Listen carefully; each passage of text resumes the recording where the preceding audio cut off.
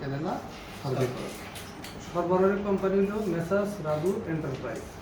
আজকে আমাদের মধ্যে উপস্থিত আছেন টেকনিক্যাল ম্যানেজার টেকিং এবং ইলেকট্রনিক্স শাখার ইনচার্জ প্রফেসর জনাব এম নাসিদুর রহমান। আর আরেকটা অর্ডারে আছেন যান্ত্রিক শাখার দায়িত্বপ্রাপ্ত সহকারী প্রকৌশলী জনাব গোলাম মোস্তফা সাহেব। সুরাব সাহেবের পক্ষ থেকে আছেন মনোনীত প্রতিনিধি জনাব মোহাম্মদ তরিকুল ইসলাম স্টোর কিপার। আর এখানে আছে সম্মানিত বৃন্দ যারা আছেন রাজু এন্টারপ্রাইজ থেকে, তার ম্যানেজার এবং ইঞ্জিনিয়াররা আসছেন। আর আমাদের যেটা ক্যামেরা ধারণ করতেছেন সেটা আমাদের ওয়েবসাইট 100 মিটার বাইরে যাবে না, আমাদের নদী থাকবে। তো সবাইকে সদস্য শুভেচ্ছা জানিয়ে আমি সার্ভে কার্য শুরু করছি। তবে মোটামুটি আমরা স্পেয়ার পার্ট দেখছি। আমি এবার আমাদের চুক্তি মোতাবেক আমি প্রকৌশলী নাসির সাহেবকে বলবো কী কী আইটেম ছিল। আমাদের আইসিইউ ভেন্টিলেটর, যেমন আব্দুর রহিম মেডিকেল কলেজে মোট কত টাকা ওয়ার্ক অর্ডার ছিল? কয়টা ভেন্টিলেটর? দুইটা ভেন্টিলেটরে 7 লক্ষ টাকার work order, 7,52,000 work order. Line item কি ছিল? লাইন আইটেম স্যার এখানে ছিল 2টা এক্সপিরেটরি ভালভ, 2টা এক্সপিরেটরি সেন্সর, 2টা অক্সিজেন সেন্সর, 2টা থার্মোস্ট্যাট, 2টা নিউমেটিক পাইপ, 4টা প্রেসার সুইচ, 2টা ব্যাকআপ ব্যাটারি, 2টা কম্প্রেসর ড্রাইভিং সার্কিট আর 2টা হচ্ছে কম্প্রেসর এয়ার ফিল্টার। আচ্ছা, আমরা এই ফিজিক্যালি আমাদের ভিজুয়াল চোখে আমরা দেখলাম এই পার্টগুলি একাধিকবারই সার্ভে করছি। দুইটা ভেন্টিলেটরে মোটামুটি 7 লাখ টাকার মতো লাগবে, 3.5 লাখ। এটা কস্ট ইফেক্টিভ মেইনটেন্যান্স এবং ব্রেকডাউন মেইনটেন্যান্স, এর মধ্যে আমাদের 3 বছরের ওয়ারেন্টি রয়েছে। এতে দ্বারা পেশেন্ট সার্ভিস নিশ্চিত হবে। এবং আমি দৃষ্টি আকর্ষণ করতেছি তরিক সাপকে যে কটা স্পেয়ার পার্টস, আপনাকে কার্টুনটা কোথায় রাখবো, একটু কার্টুনটা নাও দেখুন। ওই যে এই পার্টসগুলো আমরা দেখছি এবং এইদিকে ওইদিকে একটু ছবি ছিল, এইদিকে আমরা দেখছি।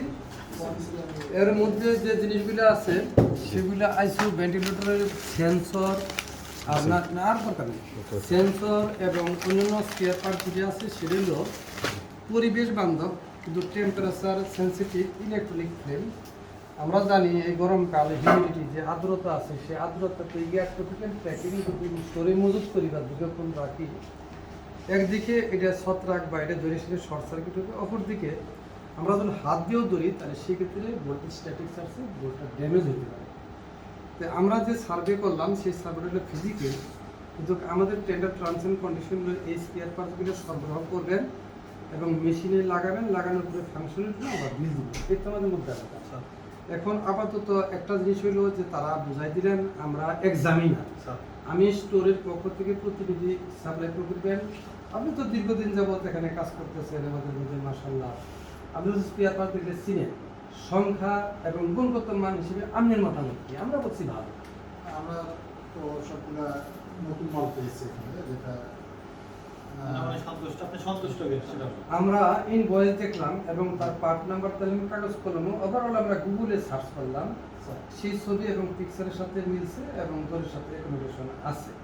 আর নাসির সাহেব আজকে একটা প্রত্যক্ষদর্শী যে কোনো একটা হাসপাতালে তিনি গেছিলেন, এগুলোর দরদাম দেখছে, মোটামুটি দেখার পরে আমরা যেটা সেটা অ্যাপ্রোপ্রিয়েট আছে, লাভজনক।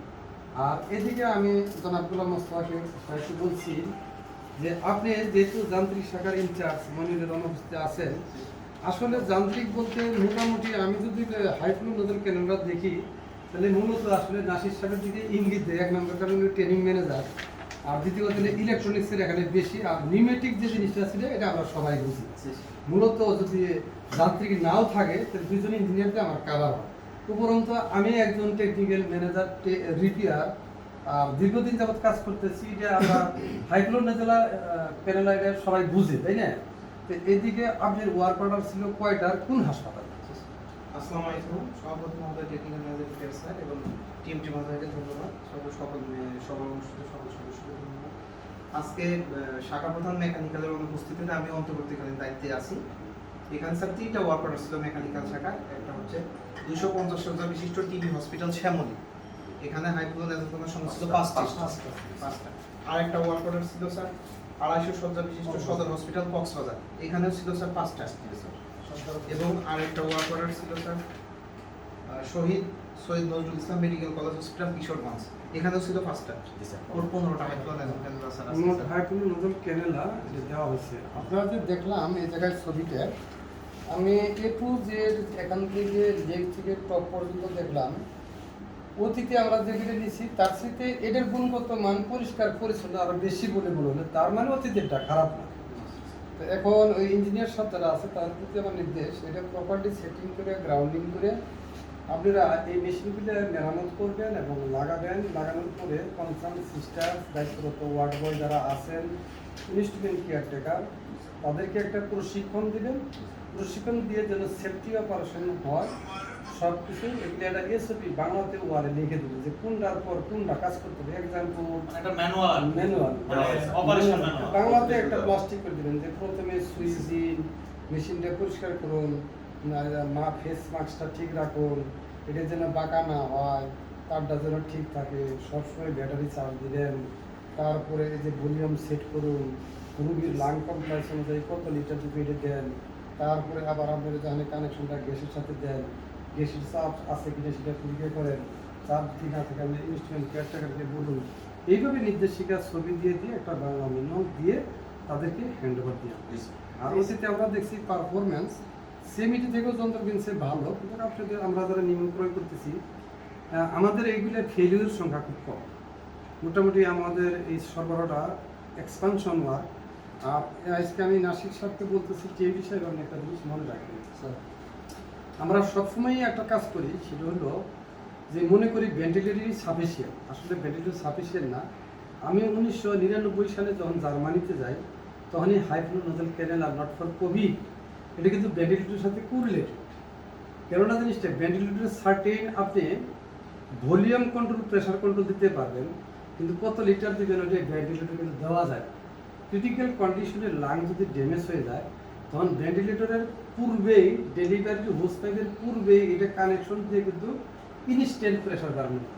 তার মানে where is ICU, there is ICU ventilator, where is ICU, there is CPAP, BiPAP and high flow nasal cannula. এটা integrated infusion pump, volumetric monitor and defibrillator, cardiac, ventilator, suction machine, compressed air integrated of the ICU equipment, near about 30 equipment integrated এবং ICU bed remote control.